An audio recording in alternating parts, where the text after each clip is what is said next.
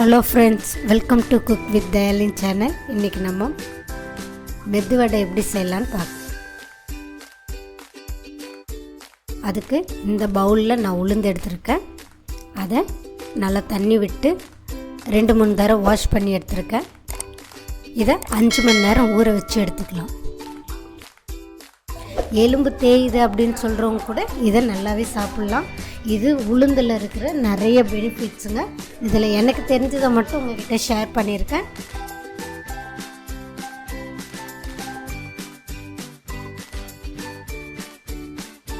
அவ்வளோதாங்க, ஊற வச்சு எடுத்தாச்சு. 5 மணி நேரம் ஆகிடுச்சு. இப்போ இதை மிக்ஸி ஜாருக்கு மாற்றி அரைச்சி எடுத்துக்கலாம். நான் பச்சை மிளகாவை நான் அரைக்கும் போதே யூஸ் பண்ணிக்கிறேன். இதை நான் குழந்தைங்கள்லாம் சாப்பிடுவாங்கன்றதுக்காக நான் மாவுலேயே போட்டு அரைக்கிறேன். நம்ம கட் பண்ணி போட்டோம்னா அது நமக்கு கடிக்கும் போது வாயில் படும். அதனால் குழந்தைங்க சாப்பிட மாட்டாங்க. இந்த மாதிரி அரைச்சிட்டிங்கன்னா காரம் இருக்காது, அதே சமயம் வடையும் டேஸ்ட்டாக இருக்கும். ஒரு தடவை நான் சொல்கிற மாதிரியே அரைச்சி பாருங்கள்.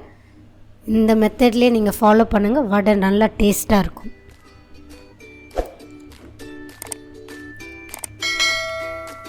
அப்பப்போ கொஞ்சம் கொஞ்சம் தண்ணி தெளித்து விட்டு அரைங்க. மாவு ரொம்ப தண்ணி ஆகிடக்கூடாது, நல்லா கெட்டியாக இருக்கணும். இந்த பதத்துக்கு அரைச்சி எடுத்தால் போதும்.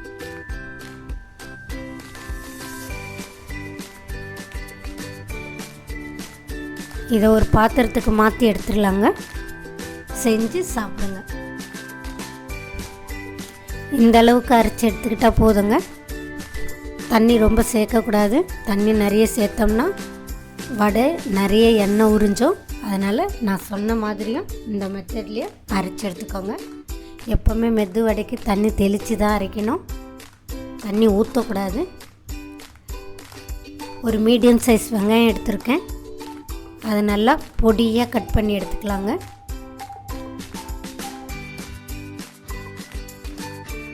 நீங்கள் வீட்லேயே அரைச்சி செய்கிற வடையில் தான் நல்ல ஸ்ட்ரென்த் இருக்குது. அது இல்லாமல் உளுந்தில் அவ்வளோ பெனிஃபிட்ஸ் இருக்குது. உளுந்து வடை சாப்பிடும்போது வாயில் இருக்க புண்ணு, வயிற்றில் இருக்க புண்ணு அதெல்லாம் சரியாயிடும். இந்த அளவுக்கு கட் பண்ணி எடுத்துக்கிட்டால் போதுங்க. மெயினாக லேடிஸ்க்கு இடுப்பு வலி, மூட்டு வலிலாம் வருதில்ல, அதெல்லாம் இந்த உளுந்து வடை சாப்பிடும்போது உங்களுக்கு அதெல்லாம் சரியாயிடும். இப்போது அந்த மாவுக்கு என்னென்ன பொருள் தேவைன்றதை பார்த்துக்கலாம். 1/2 ஸ்பூன் மிளகு எடுத்து போட்டிருக்கேன். உங்களுக்கு தேவைன்னா ஒன்றும் பாதியமாக நுணுக்கியும் போட்டுக்கலாம். நான் முழுசாக தான் போடுறேன். அது கூடவே 1 ஸ்பூன் சீரகம் போட்டிருக்கேன்.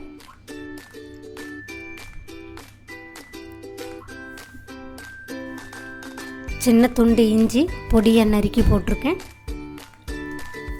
இது கூடவே நம்ம நறுக்கி வச்ச வெங்காயத்தை ஆட் பண்ணிக்கலாம். வடைக்கு மாவு அரைச்சதுமே வடையை போட்டு எடுத்துடணும், இல்லைன்னா அதுவும் தண்ணி விட்டுரும். அதனால் நிறைய எண்ணெய் குடிக்கும். அதுக்கப்புறம் இதில் நான் கொத்தமல்லி கொஞ்சமாக ஆட் பண்ணியிருக்கேன். இதை அப்படியே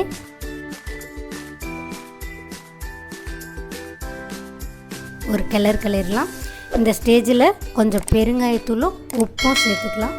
உப்பு உங்களுக்கு எவ்வளோ தேவையோ அதுக்கேற்ற மாதிரி ஆட் பண்ணிக்கோங்க. பெருங்காயத்தூள் சேர்த்து தான் வடையை போடணும். அப்போ தான் அந்த கேஸ் ப்ராப்ளம்லாம் இருக்காது, ஜீரணமும் ஆகும். இதை நல்லா அப்படியே மிக்ஸ் பண்ணி எடுத்துக்கலாங்க. இந்த ஸ்டேஜில் இருந்தால் போதும். இப்போ நம்ம வடை போட ஆரம்பிச்சிடலாம்.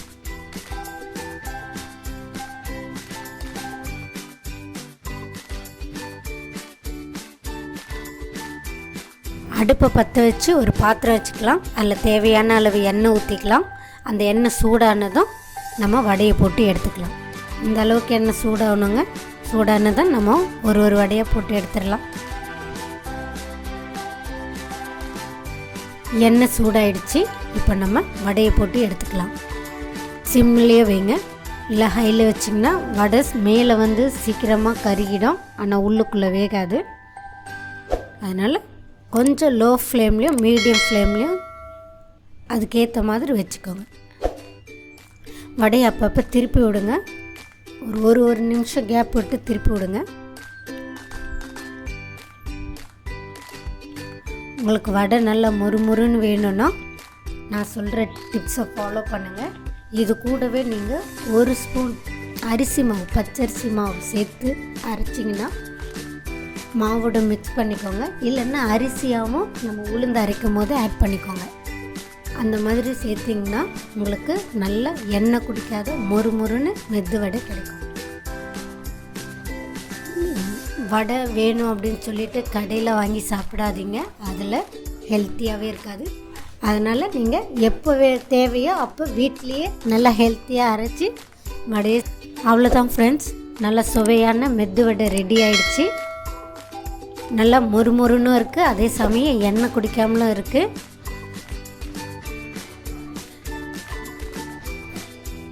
நான் பண்ண மெத்தட்லேயே நான் சொன்ன டிப்ஸை ஃபாலோ பண்ணுங்கள். உங்களுக்கும் இதே போல் மெது வடை நல்லா கிடைக்கும். அவ்வளோதான் ஃப்ரெண்ட்ஸ், நம்மளுடைய வடை நல்லா சூப்பராக ரெடி ஆகிடுச்சு. ஓகே ஃப்ரெண்ட்ஸ், இந்த வீடியோ உங்களுக்கு பிடிச்சிருந்தால் லைக் பண்ணுங்கள், ஷேர் பண்ணுங்கள், கமெண்ட் பண்ணுங்கள். டிஷ்ஷில் உங்களுக்கு ஏதாவது டவுட் இருந்தால் அதையும் எனக்கு கமெண்ட் பண்ணுங்கள். மறக்காமல் சேனலை சப்ஸ்கிரைப் பண்ணுங்கள்.